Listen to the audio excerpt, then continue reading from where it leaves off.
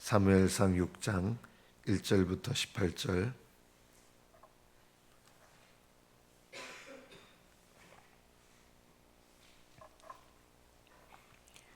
(1절부터) 교독합니다.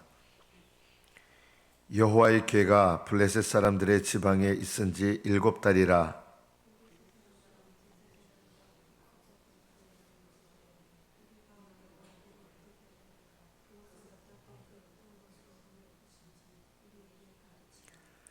그들이 이르되 이스라엘 신의 궤를 보내려거든 거저 보내지 말고 그에게 속건제를 드려야 할지니라.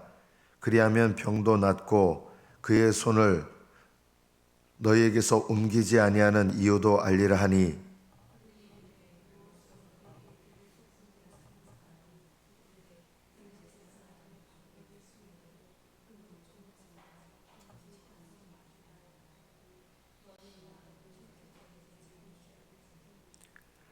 그러므로 너희는 너희의 독한 종기의 형상과 땅을 해롭게 하는 쥐의 형상을 만들어 이스라엘 신께 영광을 돌리라. 그가 혹 그의 손을 너희와 너희의 신들과 너희 땅에서 가볍게 하실까 하노라.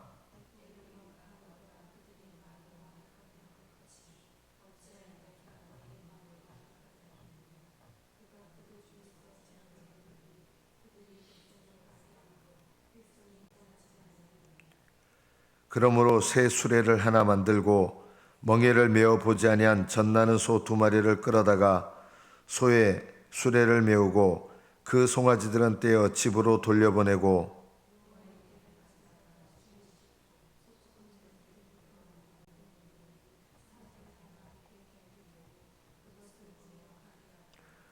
보고 있다가 만일 궤가 그 본지역 길로 올라가서 벳세메스로 가면 이 큰 재앙은 그가 우리에게 내린 것이요, 그렇지 아니하면 우리를 친 것이 그의 손이 아니요 우연히 당한 것인 줄 알리라 하니라.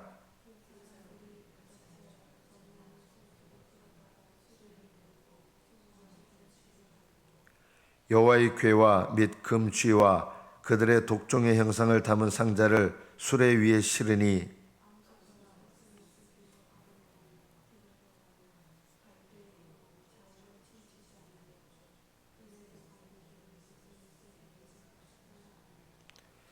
벳세메스 사람들이 골짜기에서 밀을 베다가 눈을 들어 궤를 보고 그 본 것을 기뻐하더니,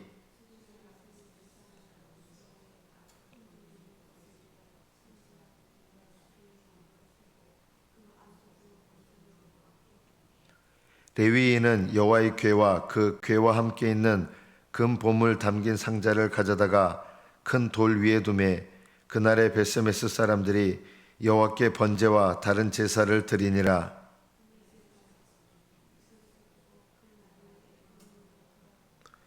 블레셋 사람이 여호와께 속건제물로 드린 금 독종은 이러하니, 아스돗을 위하여 하나요, 가사를 위하여 하나요, 아스글론을 위하여 하나요, 가드를 위하여 하나요, 에그론을 위하여 하나이며,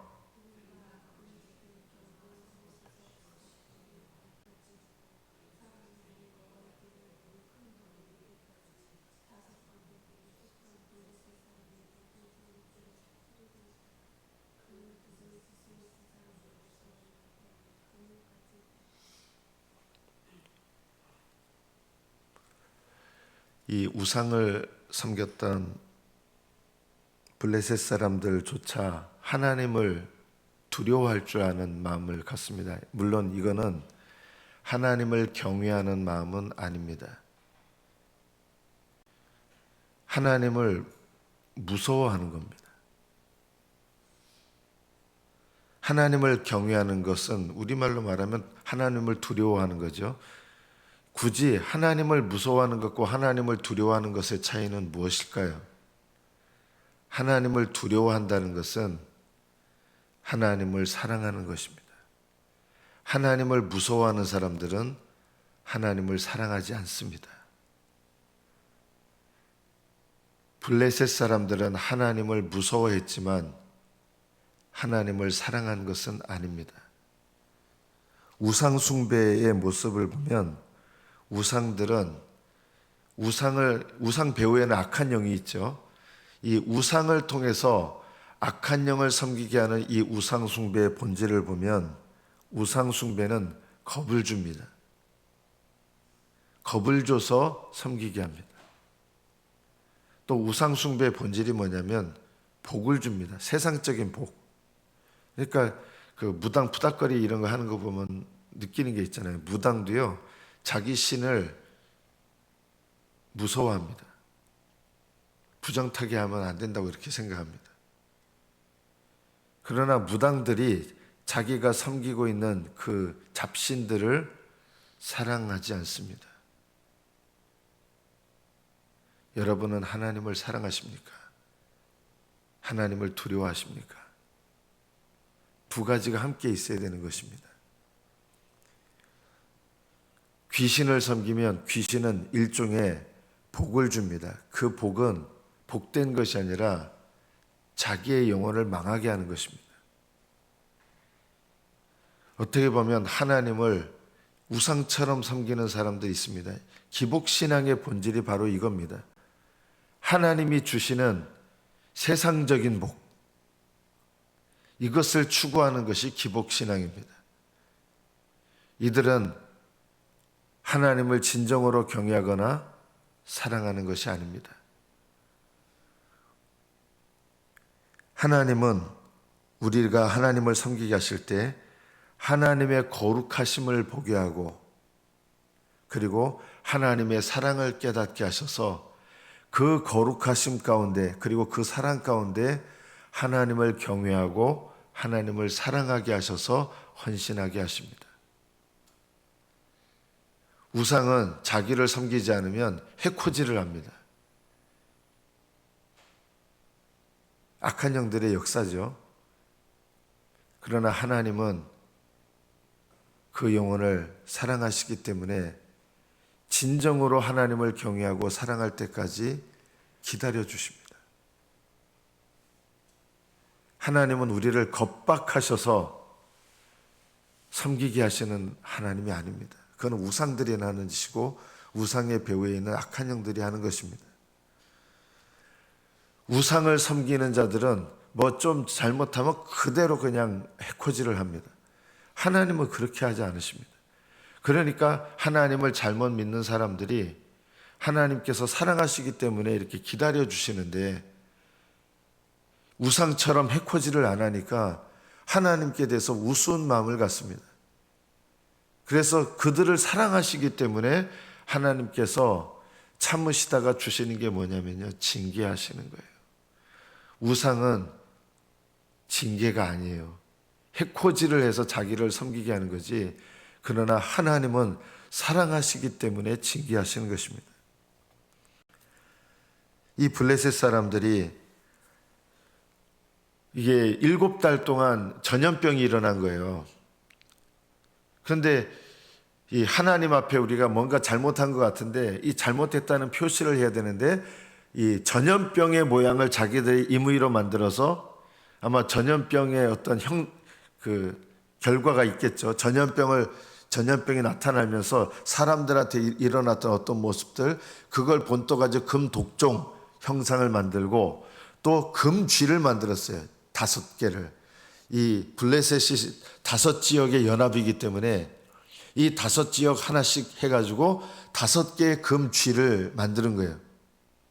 아마도 이 병은 오늘날 우리가 알고 있는 급속 패스트병과 연관이 있지 않을까, 쥐들과 연관된 병이었을 가능성이 높습니다. 그러니까 흑사병이죠. 흑사병이 왜 흑사병이냐면 시커멓게 돼서 죽는 병이거든요. 새까맣게 됩니다. 몇 세기 전에만 해도 유럽의 인구가 3분의 1이, 유럽 전체 인구의 3분의 1이 흑사병으로 죽었습니다. 전 유럽 인구의 3분의 1이 흑사병으로 죽었다는 게 얼마나 무시무시했겠습니까? 그 당시에. 가족 중에 적어도 자식을 요즘처럼 한둘 낳는 게 아니니까 가족 중에 2-3명이 죽는 거예요. 가족마다. 그게 유럽에서 일어났던 일이에요. 이 블레셋에는 이런 게 아주 급속도로 일어난 거예요. 7달 동안 이 전염병이 일어나는데 법궤가 있는 곳마다 전염병이 일어나는 거예요.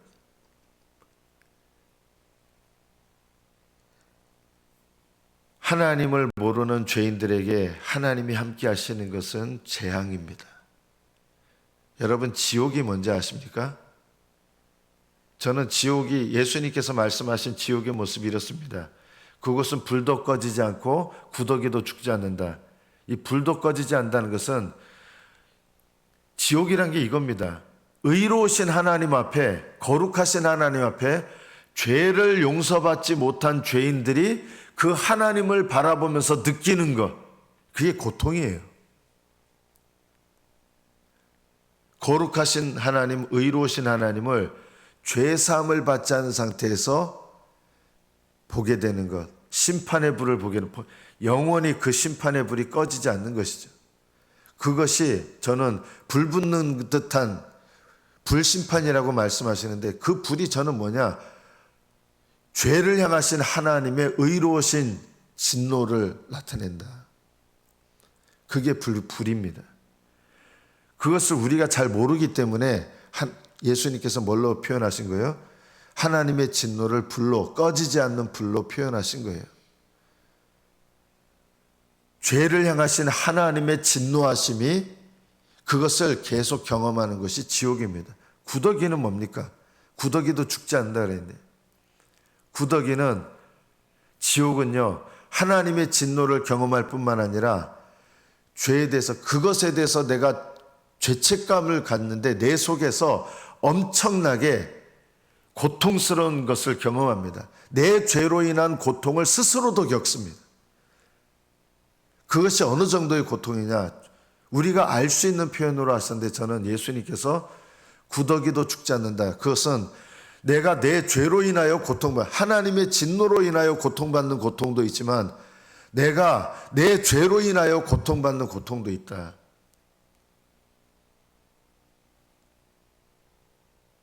그것이 얼마나 극심한 고통이냐? 구더기가 나를 파먹는, 끊임없이 나를 파먹는, 구더기가 죽지 않는다는 것은 그 고통이 끊임이 없다는 것입니다. 지옥은 친밀한 교제도 없습니다. 이 세상은요, 죄인들끼리 서로 친하잖아요. 지옥은 죄인들끼리 친하지도 않습니다. 지옥은 수많은 죄인들이 있는데도 고독한 장소입니다. 그 고독의 깊이가 얼마나 고통스러운지 우리는 헤아릴 수가 없습니다. 죄인으로서 고독한 것. 우리는 그 고통, 예수님을 진실로 믿는 자들은 그 고통을 결코 알 수도 없고 알 필요도 없을 것입니다. 그러나 주님께서 간접적으로 우리에게 말씀하신 것이, 지옥불은 꺼지지 않고 구더기도 죽지 않는다.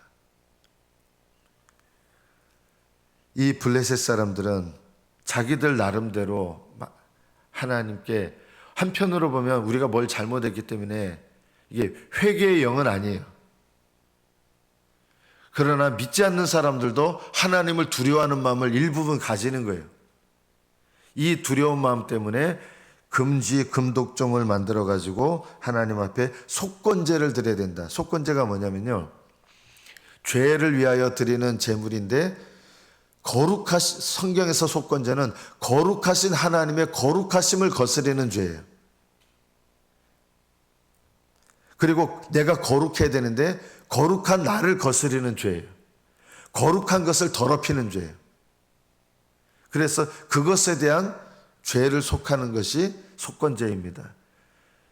거룩하신 하나님을 우리가 잘못해서 이렇게 손상시켰다, 이런 마음을 불신자도 갖거든요. 이게 7달 동안 전염병이 일어나는데, 이게 이스라엘 하나님 법궤를 우리한테 모시고 와서 이런 건지 우연히 일어난 건지 모르는 거예요. 그러니까 다른 지방으로 옮겼더니 그 지방에서 또 전염병이 일어나요.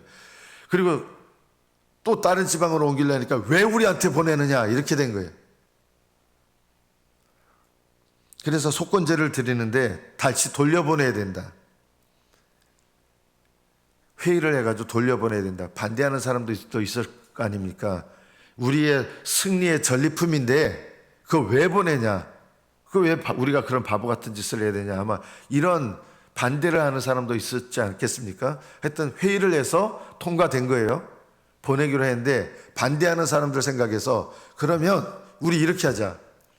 수레에다가 새 수레에다가 이 법궤를 태우고 암소 2마리가 이제 끌고 가게 하는데 젖나는 암소를 앞에 끌고 가게 한 거예요.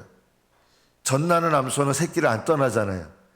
이게 정상적으로 하면 2마리, 1마리도 아니고 2마리를 메고 끌고 가게 했기 때문에 그 중에 1마리라도 자기 새끼 있는 곳으로 올려 그러는데 만약에 이 새끼 키우는 암소 2마리가 벳셈 이스라엘 땅으로 곧바로 간다 그러면 이건 이스라엘 하나님 때문에 일어난 일이고 그들이 자기들의 본능대로 새끼에게로 돌아오려고 이렇게 하면은 이거는 우연히 일어난 일이다. 아, 좋다. 우리가 그거 찬성한다. 이걸 조건으로 해가지고 수레에다가 법궤를 태우고 거기다 놓고 옆에 자기들 재물들 놓고 젖을 내는 암소 2마리를 끌고 가게 하는데 이 암소들이 이 새끼들을 두고 가는 아마 짐승들도 이게 있는 거예요. 슬픔 가운데서 음에 울면서 돌아오는 게 아니라 이스라엘 땅으로 그냥 2마리 다 직진하는 거예요. 그러면서 이거는 이스라엘 하나님 때문에 전염병이 일어난 것이 맞다. 이렇게 인정하게 된 거예요. 블레셋 사람들이. 우리가 이 본문에서 무엇을 깨달아야 됩니까? 이 소들도요. 하나님의 섭리 속에서 하나님께서 인도하신 거잖아요. 이게요.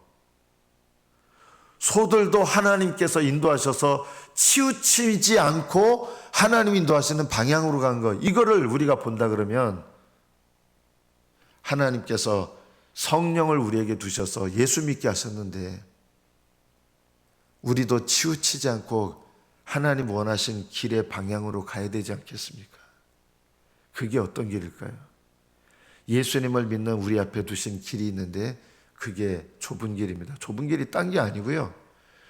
좁은 길을 무슨 고통의 길, 아주 힘겨운 길 이렇게만 생각하시는 분들인데 좁은 길은요. 주님과 동행하는 길입니다. 성령님을 따라 사는 길입니다. 하나님을 기쁘시게 하는 길입니다. 딴 게 아니에요. 내가 하나님을 기쁘시게 하려고 하는 마음이 없으니까 힘들어 보이고요. 내가 주님과 동행하려고 하는 마음이 없으니까 좁은 길이 힘든 길같이 보이죠. 주님과 동행하게 하고자 하는 자에게 좁은 길은 힘들거나 우울한 길이 아닙니다. 성령님을 따르려고 하는 마음이 없는 사람에게 좁은 길은 성령을 따르는 길이기 때문에 힘들어 보이는 것이죠. 좁은 길은 우리에게 고통을 가하고 우리를 비참하게 하고 우리를 우울하게 하고 전혀 그런 길이 아닙니다. 오히려 성령을 따르는 자에게 좁은 길은 어떤 길입니까? 성령께서 주시는 각양 은혜가 넘치는 길입니다. 주님과 동행하고 싶은 자들에게 좁은 길은 어떤 길입니까? 주님과 동행하는 즐거움이 있는 길입니다. 여러분, 좁은 길이 우울하고 비참하고 이런 길로 인식하시면 안 됩니다. 우리 찬양에 이런 말씀 있지 않습니까? 주와 같이 길 가는 거 즐거운 일 아닌가. 주님과 함께 동행하는 것은요, 주님을 따르는 자들에게, 기꺼이 따르는 자들에게 즐거운 일입니다. 좁은 길은 기쁨의 길이요, 은혜의 길이요, 즐거운 길입니다. 소들도 하나님의 인도하심 가운데 치우치지 않고 하나님 이끄시는 대로 갔다는 오늘 이 말씀 속에서 성령 받은 우리는 성령께서 인도하시는 길로 치우치지 말고 내 인생을 끝까지 가야 되지 않겠습니까?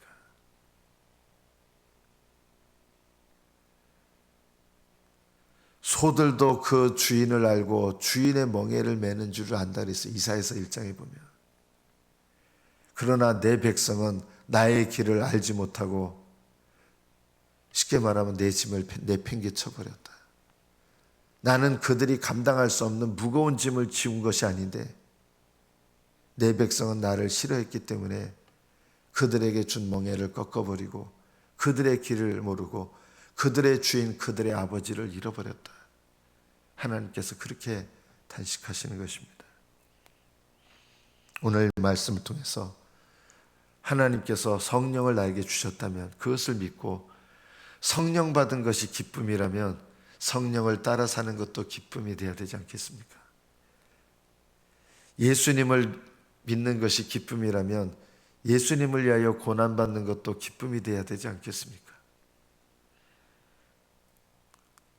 우리가 마지막 오늘 본문을 통해서 깨달아야 될 것이 있습니다. 블레셋 사람들은 무서워서 하나님을 일시적으로 섬긴 거잖아요. 그죠? 하나님을 경외하는 게 아니라 그랬어요. 사랑하는 게 아니라 그랬어요. 하나님께서 이스라엘 땅으로 가니까 됐다. 재앙이 끝났다. 재앙이 끝난 거예요. 그러니까 그 다음 어떻게 돼요? 자기들 땅으로 다시 돌아가는 거예요. 육신에 속한 사람들은요, 잠깐 동안 주님을 따르는 것 같고 잠깐 동안 주님을 섬기는 것 같지만 자기 땅으로 갑니다. 육신에 속한 사람들은요. 그래서 육신대로 살아요. 하나님께 속한 자들은요, 때로는 죄에 빠질 수 있지만 하나님께 속한 자들은 성령이 내 안에 계시고 성령께서 주시는 소욕이 있고 하나님께서 내 안에 근심하시면서 내 마음 가운데 감동하시기 때문에 성령께 속한 자들, 하나님께 속한 자들은 하나님께로 다시 가게 돼 있습니다. 예수님을 믿는 사람들은 크게 두 종류의 사람들이 있습니다. 육신에 속한 사람이 있고 성령께 속한 자들이 있습니다. 육신에 속한 자들은 잠시 동안 두려워서 하나님을 섬기는 것 같지만 이 블레셋 사람들처럼 때가 되면 재앙이 없어지거나 환란이 없어지면 다시 자기 곳으로 육신으로 섬기던 곳으로 돌아갑니다. 그러나 하나님을 사랑하는 사람들은 하나님의 징계가 끝나면 그 징계를 통해서 다시 죄의 장소로 가는 것이 아니라 하나님의 성령께서 이끄시는 곳으로 갑니다. 성령 받은 자들은 좁은 길을 따라 행하는 것이 본래 나의 곳으로 가는 길, 나의 곳으로 인도하는 길인 것입니다. 말씀을 맺습니다. 여러분은 블레셋 사람들처럼 자기 곳으로 돌아갑니까? 아니면 참된 하나님의 백성처럼 기쁨으로 그 법궤를 모시고 그 법궤 앞에서 기쁨과 사랑과 경외함으로 하나님을 섬기십니까? 블레셋 사람들의 길을 가지 마시고 하나님을 사랑하며 경외하는 길로 나아가셔서 기쁘게 주님을 섬기는 복된 백성들이 되시기를 축복합니다. 기도하겠습니다.